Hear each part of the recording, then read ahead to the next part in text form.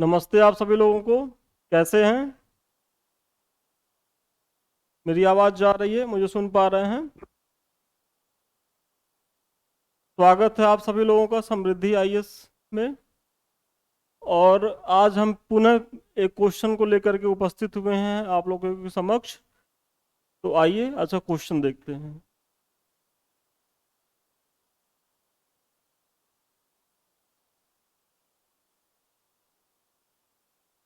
देखिए आज का हमारा क्वेश्चन है कि बुंदेलखंड एक सांस्कृतिक क्षेत्र के रूप में भौगोलिक विवरण प्रस्तुत कीजिए। मतलब बुंदेलखंड का एक सांस्कृतिक क्षेत्र के रूप में भौगोलिक विवरण प्रस्तुत कीजिए। ये प्रश्न जो है यूपी पीसीएस 2018 में पूछा गया है। आज हम इसी को यहाँ करेंगे। और इसके तहत अगर देखा जाए तो जो सबसे पहला पॉइंट है, आपको ये बताना है इसमें कि बुंदेलखंड की अवस्थिति कहाँ है। मतलब अगर उत्तर प्रदेश में है, हालांकि इसका कुछ क्षेत्र बुंदेलखंड वो सॉरी मध्य प्रदेश में भी है, तो दोनों प्रदेशों को मिला करके इसके उसमें कौन से जिले आते हैं और इसकी अवस्थिति कहाँ है। तो ये देखिए, हम एक मैप, जैसे ये देखिए भारत का मैप है, दिख रहा होगा आप लोगों को। और ये जो है क्षेत्र है उत्तर प्रदेश और मध्य प्रदेश को मिला करके, वही जो है बुंदेलखंड है।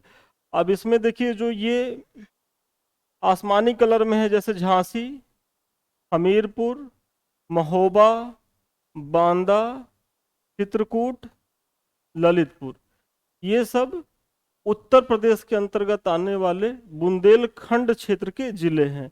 इसी तरीके से जो ग्रीन में है, जैसे दतिया, टीकमगढ़, छतरपुर, सागर, दमोह और पन्ना, ये सब जो हैं वो मध्य प्रदेश के अंतर्गत आते हैं, जिले जो बुंदेलखंड से संबंधित हैं। तो जो हमारा सबसे पहला इंट्रो होगा वो हम बुंदेलखंड का एक परिचय देंगे, कि भौगोलिक परिचय। तो वही इसमें देखिए लिखा गया है कि वर्तमान उत्तर प्रदेश के जालौन, झांसी, ललितपुर, चित्रकूट, हमीरपुर, बांदा एवं महोबा जिले बुंदेलखंड के अंतर्गत आते हैं।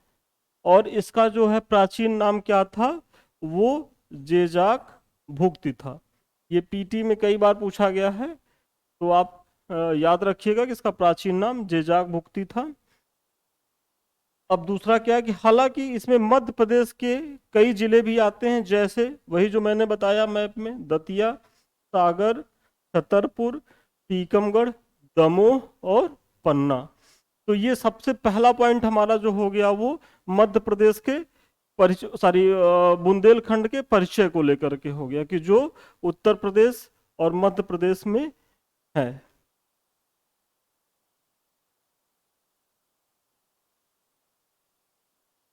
अब ये देखिए, ये है उत्तर प्रदेश का मैप।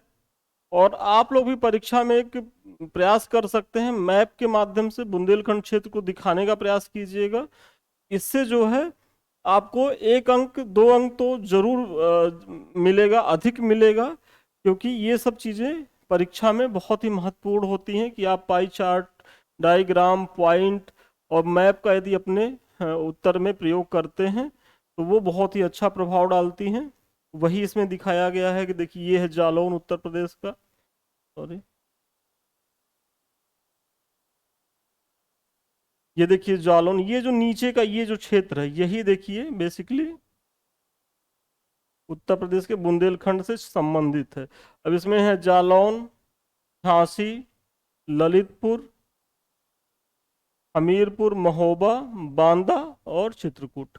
तो आप ऐसे उत्तर प्रदेश का एक मैप बना लेंगे और मैप के माध्यम से भी बुंदेलखंड के क्षेत्र को दिखाने का प्रयास करेंगे। और ये कोई बहुत बड़ी बात नहीं है, आप अगर प्रैक्टिस करेंगे स्टार्टिंग में तो बहुत अच्छा नहीं बनेगा, लेकिन जब दो चार दस बार आप करेंगे तो आपको बहुत अच्छा मैप बनाने आ जाएगा। और इसका प्रयास मुझे लगता है कि जो कोई भी यदि विद्यार्थी मुख्य परीक्षा दे रहा है तो उसको करना चाहिए। और इसका फायदा जरूर परीक्षा में मिलता है। अब देखिए इसमें जो हमारा जो तीसरा पॉइंट जाएगा, अब यहाँ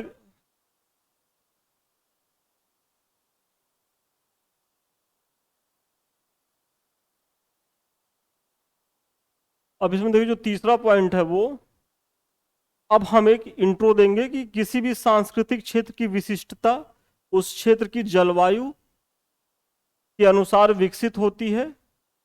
क्योंकि बुंदेलखंड की जलवायु कठोर एवं संसाधन विहीन है, अतः इसने एक विशिष्ट प्रकार की संस्कृति को जन्म दिया, जहां सीमित संसाधनों के बावजूद भी लोगों में जीवन के प्रति उत्साह, वीरता तथा कर्मठता की प्रचुरता देखी जा सकती है। यहाँ आप एक तरीके से बुंदेलखंड की स्थिति को आप बता रहे हैं कि बुंदेलखंड किस तरीके से जो भौगोलिक जो स्थिति है वहाँ बहुत ही विकट परिस्थितियां हैं। एक तरीके से वहाँ के जो लैंड है वो फर्टिल नहीं है, पानी की समस्याएं हैं। तो ले दे करके अगर ज्योग्राफी को देखा जाए तो ज्योग्राफी ने बुंदेलखंड को कुछ विशेष नहीं दिया है, फिर भी वहाँ के लोगों में जीवटता है, जीवन के प्रति उत्साह है। इन इन सब चीजों में बुंदेलखंड फिर भी पीछे नहीं है। तो यही इस पंक्ति में, इस पूरे पैराग्राफ में कहा गया है। और अगर बुंदेलखंड की विशेषता की बात करें तो सबसे पहले मतलब इतनी ज्यादा संसाधन विहीनता के बाद भी यहाँ की जो सबसे बड़ी भूमिका है वो है वीरों की भूमि, जो सबसे पहली विशेषता है। फिर बहुत धर्मी लोगों का समाज, मतलब यहाँ बहुत से भाषा भाषी लोग हैं, बहुभाषा भाषी लोग, किंतु बुंदेली मुख्य भाषा है यहाँ की। लोक गीतों एवं लोक नृत्य की समृद्ध परंपरा है यहाँ। कला एवं स्थापत्य में विशिष्टता। अब इन्हीं पॉइंट को जैसे आप जब आंसर राइटिंग करेंगे तो ऐसे लिख देंगे कि हम इन्हीं को आगे विस्तार देंगे। तो इसका एक बहुत अच्छा प्रभाव ये पड़ेगा कि एग्जामिनर समझेगा कि अच्छा इन्हीं इन्हीं पॉइंटों को लेकर के बच्चा जो है वो लिखने वाला है, तो उसके मन में भी एक माइंड मैप जो है वो बन जाएगा।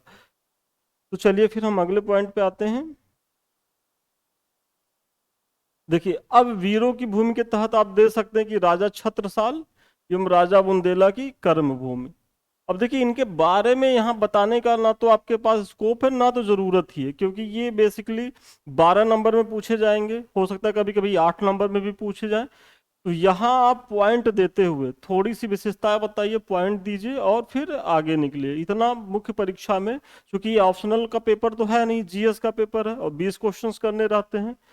और जब ऑप्शनल का पेपर होता था तो वहां एक डिमांड होती थी कि आप जो है अपना विचार दीजिए, निष्कर्ष दीजिए, उस प्रश्न से संबंधित जितने डायमेंशंस हैं उन पे विश्लेषण करिए। तो वो ऑप्शनल की चीजें थी, लेकिन जीएस में इतना स्कोप नहीं होता है। तो जीएस में आप बस ऐसे ही पॉइंट पॉइंट दे करके निकलने का प्रयास करिए। फिर देखिए वीरों की भूमि के तहत आपने बता दिया।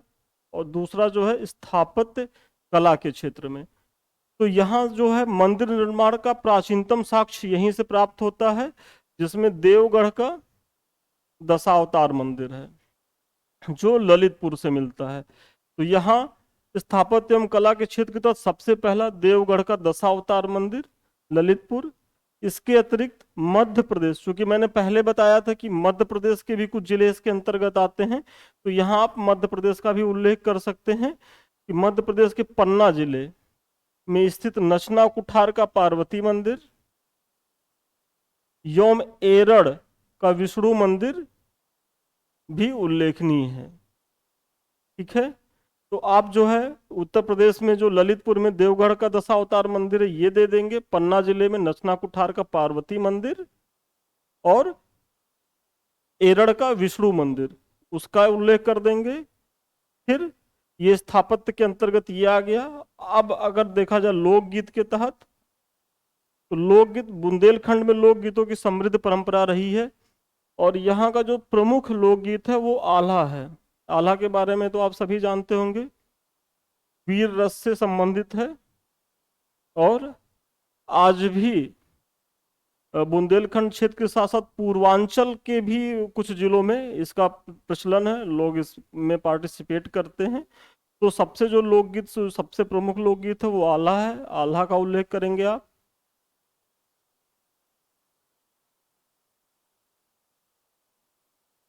इसके बाद यहाँ का एक प्रमुख है इसुरी फाग। अब यह गीत बुंदेलखंड क्षेत्र में लोकप्रिय है। हरताल इसुरी देखिए हरताल ईसुरी एक व्यक्ति थे और इन्हीं के नाम पर ये इसरो ईसुरी फाग जो गीत है इन्हीं के नाम पे पड़ा, जो झांसी के लोकप्रिय कवि थे। इनकी रचनाओं में ग्रामीण एवं बुंदेली जीवन की झलक मिलती है। तो आपका पहला क्या है, आल्हा। दूसरा लोकगीत क्या है, ईसुरी फाग। और इसके जो जन्मदाता हैं वो हरताल ईसुरी थे, जो झांसी के एक प्रमुख कवि थे। आप इतना उल्लेख कर देंगे। उसके बाद आ जाइए लोक नृत्य, अगले पॉइंट में। और इसमें जो सबसे महत्वपूर्ण लोक नृत्य है वो है ख्याल नृत्य। इस नृत्य का आयोजन पुत्र के जन्मोत्सव पर किया जाता है। जैसे पूर्वांचल से जो लोग संबंधित होंगे, तो जब उनके यहाँ बेटा होता है तो वहाँ सोहर एक गीत गाया जाता है, सोहर गाया जाता है। तो उसी तरीके से जो ख्याल नृत्य है वो जो है पुत्र के आयोजन पर, पुत्र के होने पर किया जाता था। कहाँ, बुंदेलखंड के क्षेत्र में। सैरा नृत्य, ये फसल कटाई के समय खुशी प्रकट करने के लिए किया जाता था। देखिए ये जब हमारी अर्थव्यवस्था पूरी तरीके से कृषि पे आधारित थी, आज तो अर्थव्यवस्था प्राथमिक द्वितीयक तृतीयक तीनों सेक्टर में बटी हुई है और धीरे धीरे कृषि पर निर्भरता जो है वो समाप्त हो रही है। लेकिन एक समय जब कृषि ही जीवन का आधार था, और उस समय आप सोचिए जब पहली फसल लोग परिश्रम करके उसको मेंटेन करते थे और 4 महीने के बाद जब उसको काटते थे कि भाई उनको उनको फल मिलने का जो अवसर होता था, तो जो वो खुशी होती थी, उसी खुशी को व्यक्त करने का एक माध्यम था सैरा नृत्य, जो फसल कटाई के समय किया जाता था। अब इसमें एक है धुरिया नृत्य। बुंदेलखंड के प्रजापति लोगों द्वारा इस नृत्य को स्त्री वेश धारण करके किया जाता है। वहाँ की एक प्रजाति है, प्रजापति लोगों की एक जाति है प्रजापति की, वो स्त्री वेश धारण करके इस नृत्य को करते हैं। तो लोक नृत्य के तहत ख्याल, सैरा, धुरिया ये प्रमुख बुंदेलखंड के नृत्य हैं। इसके अतिरिक्त इस क्षेत्र में देवी नृत्य। अब देखिए इतना बता दीजिए, उसके बाद जो प्रमुख है उनका उल्लेख कर दीजिए, क्योंकि इतना आपको समय नहीं मिलेगा। मैंने पहले ही बताया है कि आप जो है सारे नृत्य को बताने लगे यदि सारे नृत्य को ही बताने लगेंगे तो आपका इसी में पूरा समय निकल जाएगा और आपका अगला प्रश्न जो है वो प्रभावित हो जाएगा। राई नृत्य, जिसे मयूर नृत्य भी कहा जाता है, पाई दंडा एवं कार्तिक नृत्य भी उल्लेखनीय है। तो यहाँ आपको क्या है कि यहाँ जो है आपको ख्याल, सैरा, धुरिया के साथ साथ देवी नृत्य, राई नृत्य जिसे मयूर नृत्य भी कहा जाता है, पाई दंडा एवं कार्तिक नृत्य का भी उल्लेख कर देना है। तो ये बुंदेलखंड का लोकगीत हो, लोक नृत्य हो गया। अब आगे आते हैं।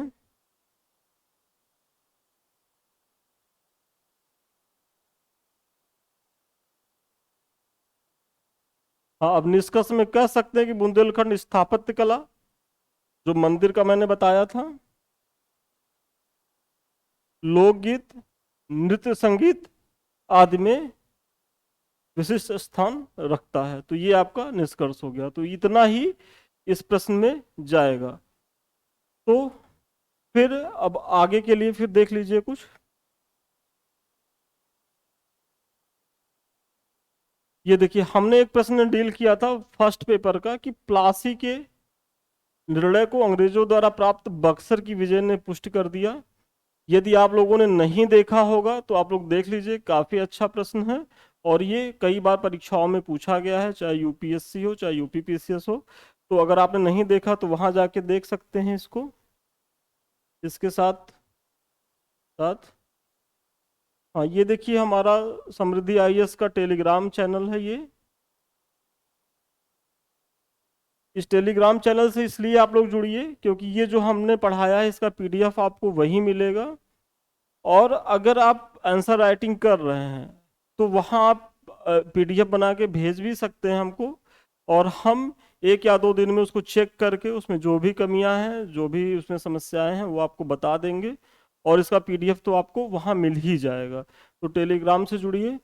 साथ ही हमारा यूट्यूब का चैनल है समृद्धि आईएएस, इससे आप लोग जुड़िए।